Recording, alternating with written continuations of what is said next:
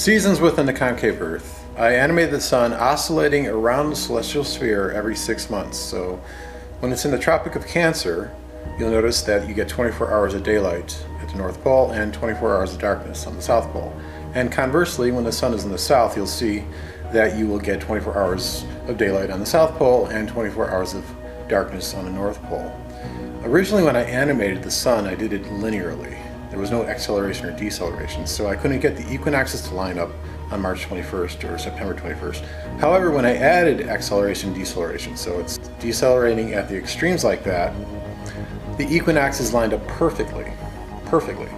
And so in nature, you can conclude too that if something is orbiting around something magnetically and it's oscillating north and south like that, there's going to be acceleration and deceleration. In a heliocentric model, you have to conclude that the Earth is orbiting around the sun in an elliptical path. It's very unnatural. You also have to conclude that it's tilting. You have problems with that too as well. And you also have to conclude that it's precessing or wobbling, because it shows that after a year the sun is in a different location against the stars. But if you understand within the concave Earth, it's all taken care of simply by the fact that there's two different velocities. The velocity of the sun and the velocity of the celestial sphere, which is slightly faster than the sun.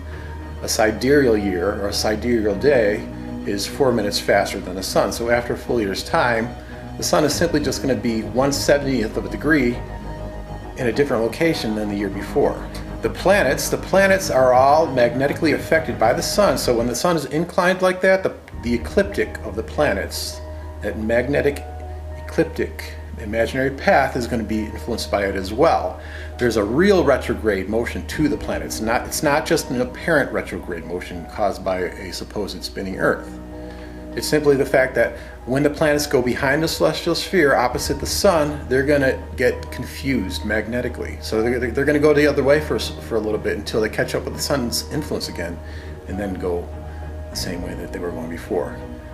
Mercury and Venus, they're going to be orbiting the sun. So when they go behind the sun, they're going to get confused as well. So that's how retrograde happens within the concave Earth. The Milky Way band, it's a band, it's not a spiral galaxy. It's actually a literal band that separates the celestial sphere into two different hemispheres, two different magnetically influenced hemispheres that actually steer the sun. So the Milky Way band has a function. So when the sun crosses that galactic plane every 6 months, it's also exhibited by the Ulysses satellite. They show that every 6 months the sun is oscillating back and forth. So when it crosses that plane, it steers the sun in the other direction. Like when it's up north like that, it's going to steer the sun south, and then conversely the same when it goes down south. When the sun goes down south, when it crosses that plane, it's going to steer the sun back up north. So it's all being influenced by that dividing line, that Milky Way dividing line. It has a purpose, it has a function.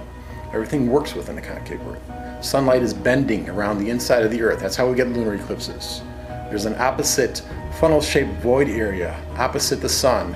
When the moon goes through that void area, it gets eclipsed. North or south of that void area, it's just simply going to be a full moon. So everything works in the concave Earth. You've seen my animation here, I made it a wide angle, so I wanted to include everything, so that's why it kind of looks kind of funky, but it's Occam's razor. The simplest answer is always the best answer, so.